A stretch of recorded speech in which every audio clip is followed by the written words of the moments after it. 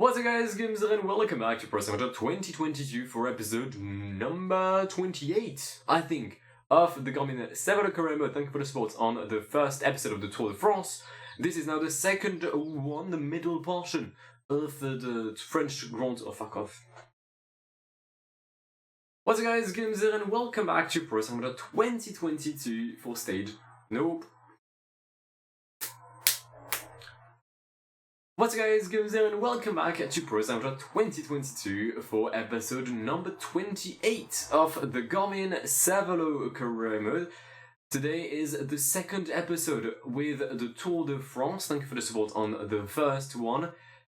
After a disappointing first week for the boys in black for this Tour de France, we're heading into the second weeks with better intentions, and hopefully we can get that maiden Tour de France win, because, well, we never had one. So we've got 6 stages up for grabs today. Hopefully we can do that, and hopefully Brian McNulty can also do well in the general classification. Saint-Gilles-des-Bois, Saint-Malo, it's a sprint stage to start this episode. We've had many sprint stages. If we take a look at the green jersey classification, you can see that I am not there. Arnaud Delis is currently leading it ahead of Benny Girmay and Marijn van den Berg. Kelvin is also quite close, so is Wout van Aert, and then there's a bit of a gap, we'll say, with Fabio Jakobsen. The +5 on Bezzecga today does give me some sort of hope that I could do well. However, we all know that this team has a strong affection towards getting blocked or just losing positions, and I do not see why today would be any different. And with 12k to go, I was about to prepare my sprint. Fabien Lénard lost a few positions because of an incident. That incident is a crash of Julien Lafilippe, Caleb Ewan, Fabio Jakobsen. I'm seeing some of the riders trying to use that to their advantage, albeit it's smart. However, I cannot let you guys do this because I am not in that first group. Stefan, you can take the wheel of Mr. Luis Menkis. Thank you. Menkis can go forward. Sheffield will try and nab the wheel of Brian McNulty to try and really prevent that group from leaving here. Because the lone up front, we've got Pipo Gana, then Julien Bernard. Then the group of 9, they've stopped. So we don't have a group of 9 anymore. Did the green jersey come back? Sorry, did they already come back? Fucking Arnaud Delis was dropped and like he pulled through. Like, what was he on? Okay, sure. 8k to go between or until we reach somewhere. It's a withdrawal for Fabio Jakobsen. Fabio Jakobsen has withdrawn from the Tour de France. Well, that is quite the situation for the Dutchman and for Soudal Quickstep. In the meantime, Magnus Sheffield really giving everything he's got in the tank to try and catch Filippo Ganna. There is a group of 34 riders here and a gap of 30 seconds on the peloton.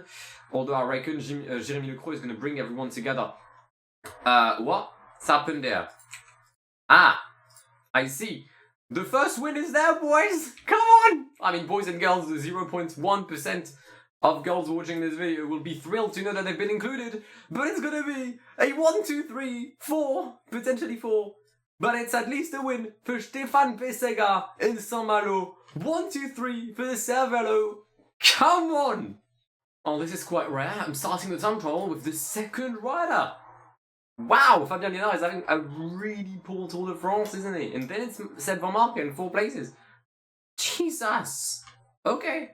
I mean, if Jens de Buskerer is quicker by 8 minutes compared to the time of Fabien Lénard, Fabien will be last tonight. And soon shall our 2 Stefan depart. The first one is Stefan Kung. Let's not put him at 53, that would be quite dumb.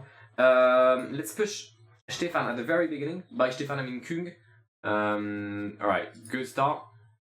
Let's go 82 with Mr. Kung. Bezzecga, I think Bezzecga, I'm going to start it slower. We'll go like 79 and then I'll push in the second half because that seems to be what the AI is doing right now. So yeah, let's just vibe and see what happens. Alright, Kung is well and truly ahead in Courtils at the second intermediate. Bezzecga with a nice second time here. I think Stefan Bezzecga is going to take P2 or P1 because I have destroyed Mr. Stefan Kung. I have royally ruined him. I'm very sorry, Mr. Stefan. We'll take a look as he crosses down Saint-Michel. It's still P1 for Kung. The question is, Where is Stefan Bissegger in all of that? Well, he's about to cross the line. Stefan Bissegger, P2, 9 seconds behind Stefan Kung. I don't want to say... Wait, where's Ghana? Hold up. That is the main worry is Filippo Ghana. Where is T-Mobile Bangui? There. Ghana is 53rd. He's yet to start. Okay, cool. He was by many seen as my biggest opponent. Filippo Ghana crosses the line in P3, 10 seconds behind Stefan Kung. I think I'm quite safe in saying that Stefan Kung will take the win today. Roynes lost 40 seconds, Ghana lost 10. I don't think anyone can really come close to Filippo Ghana. Not in this start list. Tell you what, you never know. Maybe Brian McNulty could be the one putting a spanner in the works for the two Swiss riders, Kung and Bissegger. I'm not convinced he will. I don't think he will. I did also forget that Wout van Aert existed. And Wout van Aert is on the road, so I guess he's a good benchmark. Also, he's only 5 seconds behind Brandon in the GC, so I reckon I may lose a position to him. Then it's up to Brandon to see if he can overtake other riders, and we'll see if if Seb Kuss can retain the yellow jersey. Brandon seems to be set on what would be P4 for the American, a respectable P4, if we are being honest. He's going to sprint across the line. That is, okay, P5, 2 seconds behind Wout van Aert. I think Brandon would happily take that. Bernal is going to lose a lot more, possibly around 1 minute on McNulty for Egan Bernal. We're just going to see him cross the line. Do we overtake Egan Bernal? Yes or no? We need more than 30 seconds. 1:49. We are overtaking Egan Bernal. Tadej Pogačar, P4 for Tadej. He's probably the biggest loser out of the GC contenders today. Nairo Quintana loses 3:22.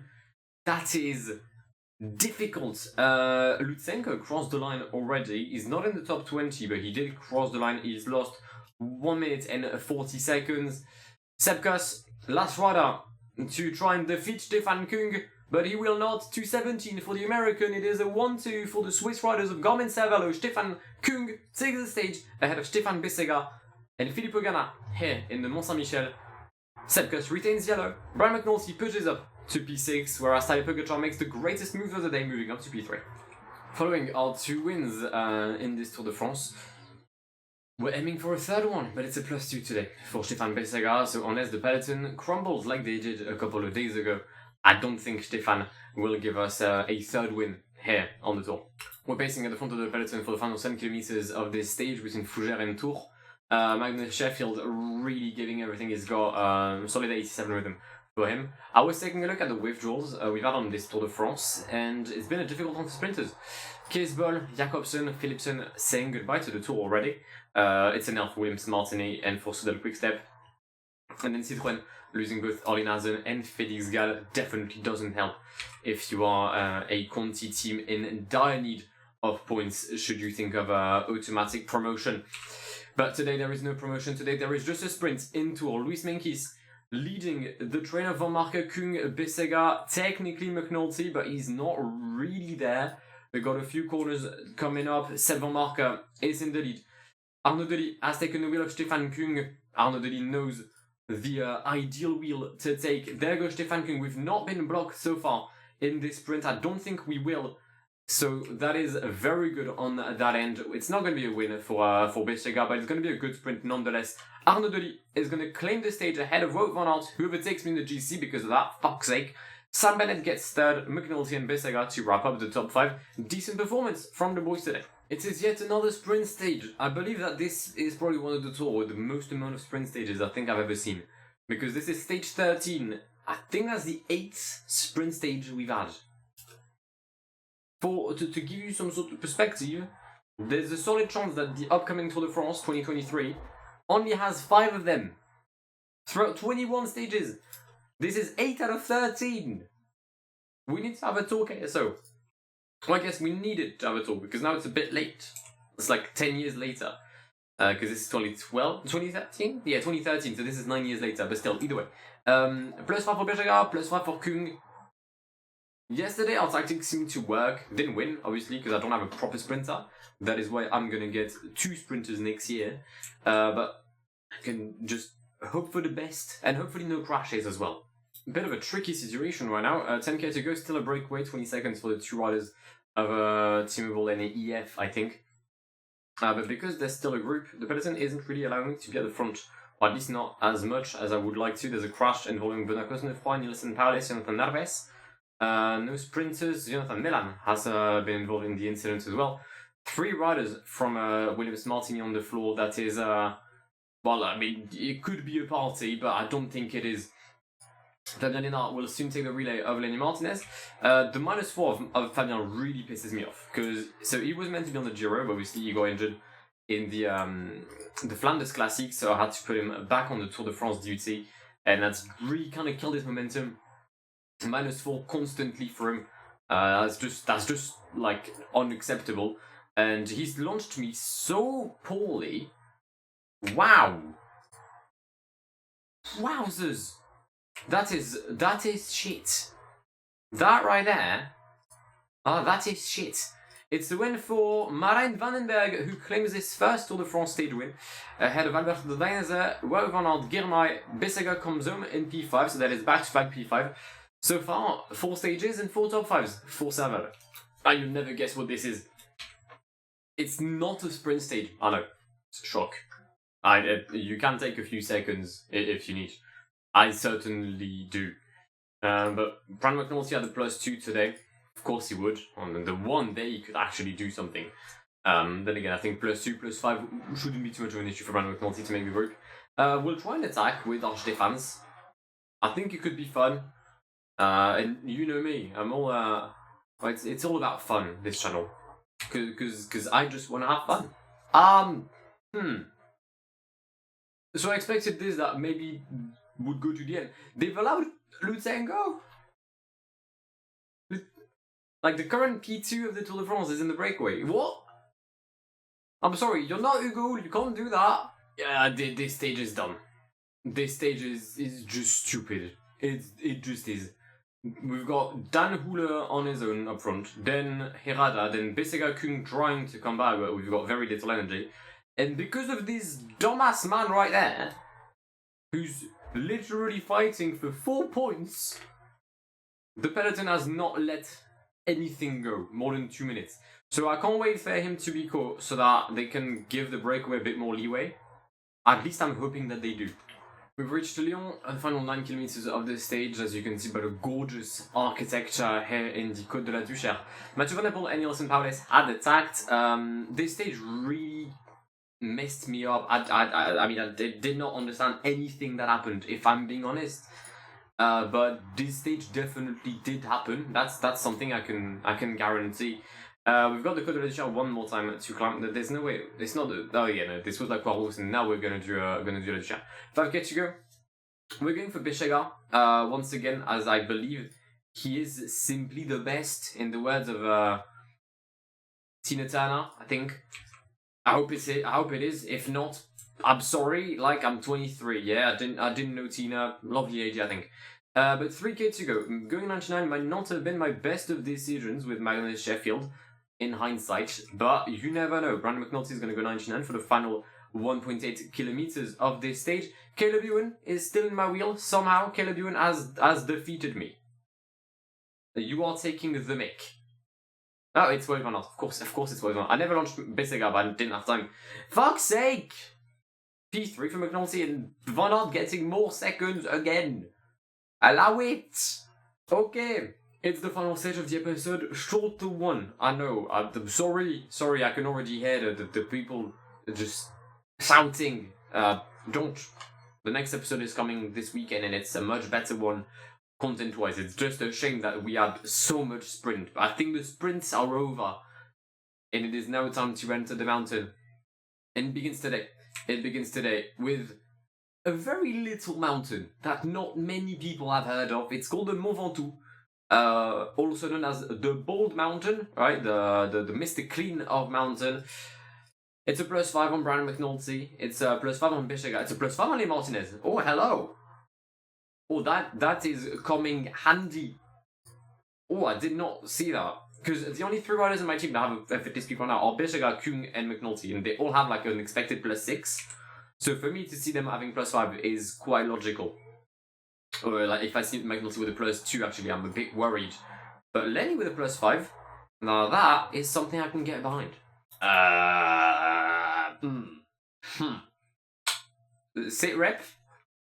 After 40 kilometers, Lutsenko's again in the break with David Gaudu, and therefore the yellow jersey attacked with Roglic, Carapaz, and Nairo Quintana.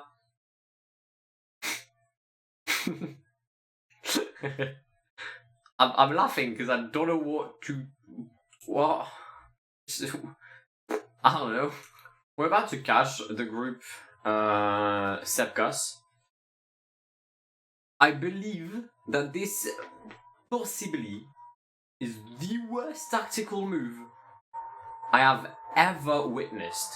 This is on par, like the same level as Thomas Vauclair chasing everyone stage 20 of the Tour de France 2011.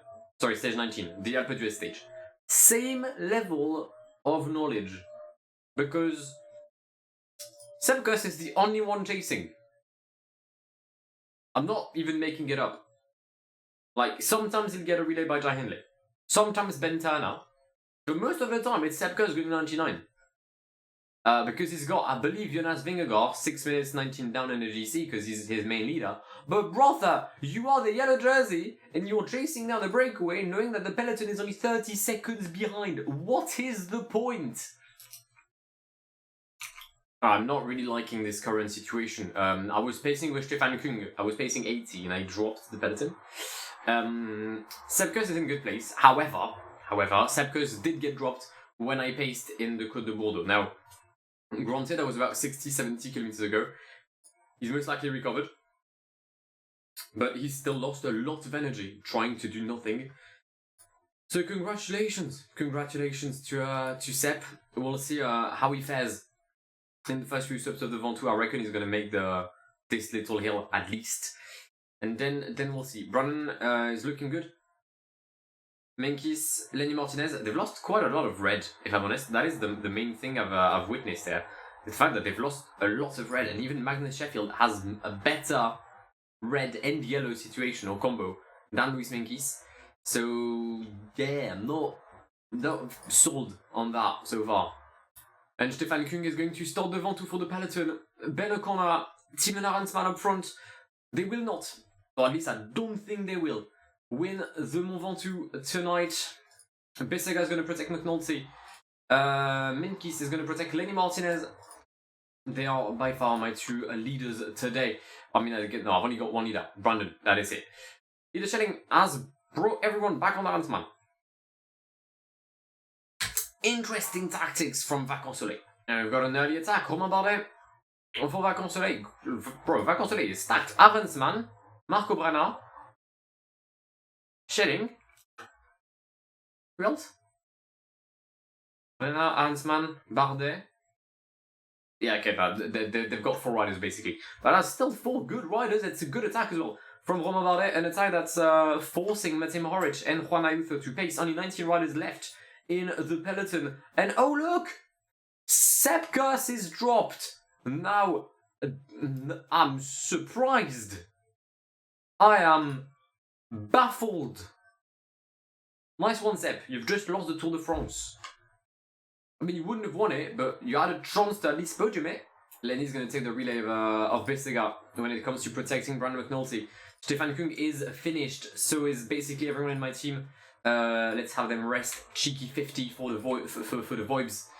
Brandon McNulty, Lenny Martinez still out here. 10k to go until we reach the summit of the Mont Ventoux. 18 seconds for Romain Bardet, about to get caught by Juan Ayuso, the Spanish champion wearing the distinctive colours of Spain. Let me zoom in so that you can properly see them. There we go. That is the Spanish NC. Juan Ayuso seems knackered. Let's have a cheeky attack with Brandon McNulty. Just the slightest of attacks. But no one follows. No one follows. Tadej has to. Tadej has to. Is anyone going to follow Tadej now? That's the question. That is the question worth $1 million. So far, it just appears that Romain Bardet is pacing for Marco Brenner. 18 riders here. No one able to follow Brandon McNulty and Tadej Pogačar. Philippe is still there, my guy. Tadej has bridged with Brandon McNulty. We've got a group of 6 behind. Lenny Martinez is not there anymore. He's just been dropped. Tadej, do you mind relaying, my son? Thank you very much. I never liked Slovenia this much. Bardet, Bernal, Enric Mas are the 3 riders in pursuit of the duo up front. Paris-Pentre, Lenny Martinez have died. Who else? Sander Vervloosem, Nairo Quintana, Marco Brenner. This stage is going to create a lot of gaps. McNulty is going to get absolutely battered by the fucking Red Devil, Macy in Manchester. But yeah, Brandon is going to get killed by Tadej Pogacar. I just wanted to point that out because I have no energy, and he does. Tell you what, for now I'm managing to stick in the wheel of Tadej. I've triggered my gel maybe a bit early. Just wanted to make sure that I could use it when Tadej would attack me. I think I got the timing wrong by about 10 to 15 seconds, which is an L on my end. But now let's see how Tadej is going to send me to the shops. There we go. Bye-bye. Bye. Have a great time. Tell you what. Oh yeah, no, we don't. Yeah, we don't. I thought for a second I had some hope, and then he crushed me. Tadej Pogacar wins at the Mont Ventoux ahead of Brandon McNulty, who only loses 10 to 15 seconds on the Slovenian. That is going to be P1 in the GC for Tadej and P2 for McNulty. Romain Bardet, great day for Romain Bardet, Vacances Soleil. Forgetting that they had Marco Brenner. Bernal comes home in P4 with Enric Mas in P5, and then the best young rider is going to arrive eventually one day. There we go. Marco Brenner is going to lose quite some time. The whole GC has been changed. And once again, I'd like to reiterate my congratulations to Sepkus, who's lost 12 minutes today. Probably would have lost at least 7 had he, actually maybe not, probably like 5 minutes had he stayed with everyone. But no, he decided to go on his own. Fair fuck, have fun. You lost. Tadej wins 11 seconds ahead of McNulty in 1:24 on Romain Bardet, the main peloton, arriving at 3:30-ish with Lenny Martinez in this group. A great performance by Lenny today. The +5 really can get off for the French rider. Tadej leads 1:17 on Brandon, 3:23 on Bernal, 4:35 on Quintana. No sign of Sepkus in the top 10. I know Rubio wrapping it up in P10. Well, still P9 gets in. He really loves the Mont Ventoux. Yeah, congratulations Tadej Pogacar on winning your 3rd Tour de France. Ciccone is in Polka Dot. Even Lutsenko lost it. You went in the breakaway to get it, and you've... brother. That's just poor. That's just poor from Alexei Lutsenko. I'm gonna guess this top 4 with Quintana is gonna attack every single day to try and get some points. Green jersey, Arnaud Delis retains the lead for Soudal Lotto Soudal, sorry. Not something I expected, but congratulations Arnaud. The big ups, I guess. And the best young rider, sure it's not... Oh yeah, Tadej is not young anymore. But he's my age, but still. Marco Brenner is still in white ahead of Juan Ayuso and Jandres Vervloosem. The stage, to quote Dizzy Rascal, was bonkers. Everyone attacking, the GC leaders attacking, or at least well-placed. Chaos, mucho chaos. Primož Roglič lost 6 minutes, Simon Yates lost 6:25, Vingegaard lost 6:50. Yeah, because you were in the breakaway with Sepkus. Had you stayed with everyone, right, in the peloton, you would have finished with fucking Aurélien Paris-Pentre in P7. God, the tacticians of Zwift cycling really have forgotten how to use tactics. Should call Benjinazen for them once. He'd get them some help. Arensman 8:41, Tobias Foss 9 minutes. Carapaz 9 minutes as well. God, great investment by Total Energy. Really capitalizing on the 30-year-old. Where's my boy Seb? There we go, 55th place for Sepkus. Finishing alongside Ben O'Connor, who started the climb in P1. But yeah, at least he tried to be in the breakaway. Sepkus tried to chase. Anyone withdrawing from no time limits. Alright, well, you've got the GC in front of you. You've seen it before as well. Interesting GC coming up into the final week of the Tour de France. 6 more stages. Vaison-la-Romaine Gap, Embrun-Chorges, Galp, Alpe d'Huez, Bourdoisan, Le Grand Bornand, Annecy, Annecy-Seine-Noz, and Versailles, Paris-Champs-Élysées. In 6 days, it is highly likely that Tadej Pogacar will be crowned Tour de France winner, but Brandon McNulty is going to give it his best, and at least we can try and fight for a second podium on the Grand Tour this year. If you want to see that happening though, then do destroy the like button to give some support and some strength to Brandon, and also make sure to subscribe to the channel if you haven't done so already. But I will see you in the very, very near future. My name is Guillaume, have an amazing day, and see ya. Pass me the funk, get your funk on, girl, and don't you ever let it go. We're getting drunk in here, and what comes next?